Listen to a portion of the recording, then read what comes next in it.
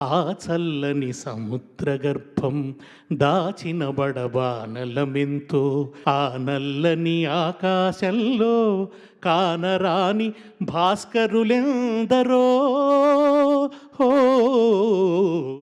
ప్రముఖ కవి, అందరికీ ఆదర్శప్రాయుడైనటువంటి డాక్టర్ దాశరథి కృష్ణమాచార్య గారి శత జయంతి ఉత్సవాల సందర్భంగా పోయిన సంవత్సరం జూకంటి జగన్నాథం గారికి, ఈసారి అన్నవరం దేవేందర్ గారికి వారి పేరున అవార్డు ఇస్తున్న సందర్భంగా అన్నవరం దేవేందర్ గారికి నా హార్దిక శుభాకాంక్షలు, అభినందనలు తెలియజేస్తా ఉన్నాను. ఈ కార్యక్రమానికి ముఖ్య అతిథిగా తెలంగాణ రాష్ట్ర ప్రభుత్వం ప్రతినిధిగా, సాంస్కృతిక శాఖ మంత్రులుగా సీనియర్ మంత్రి గౌరవ ముఖ్యమంత్రి గారి ప్రతినిధిగా ఈరోజు వారికి అవార్డు అందజేస్తున్న సందర్భంగా వారికి ప్రత్యేకించి ధన్యవాదాలు తెలియజేస్తా ఉన్నా. ఈ సందర్భంగా వేదిక మీద ఉన్నటువంటి అతిరథ మహారథులకు, దాశరథి గారి కూతురు ఇందిరా గారికి, లక్ష్మణ్ గారికి, పెద్దలందరికీ పేరు పేరున ఇక్కడికి విచ్చేసి జయరాజ్ గారికి, యాకూబ్ గారికి, హరికృష్ణ గారికి,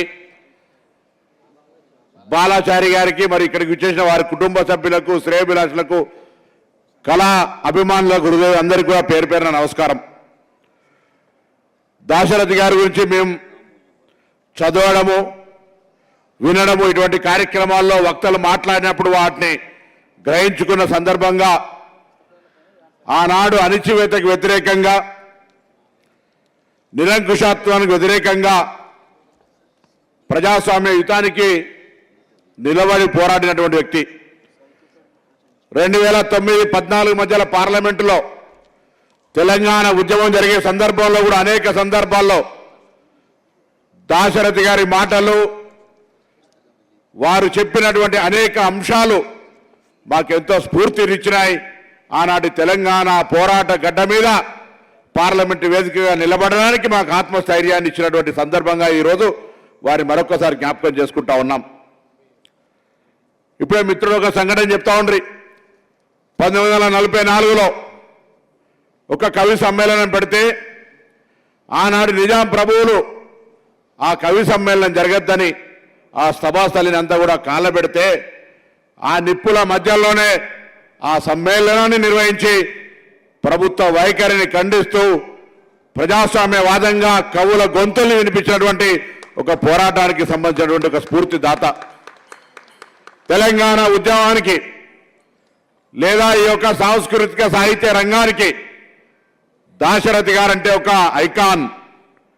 వారి ఆలోచన విధానం, వారి ఆకాంక్షలకు అనుగుణంగా, వారి స్ఫూర్తిగా అన్నవరం దేవేందర్ లాంటి వాళ్ళు అనేక వేల మంది ఈరోజు కవి హృదయంగా వారి కవితలను చదువుకుంటూనే కవులుగా మారిపోయి, రచయితలుగా మారిపోయి ఈరోజు ఈ యొక్క సామాజిక సమస్యలల్లో, సామాజిక పరిస్థితులలో ఎదుగుతూ ఉన్నారు.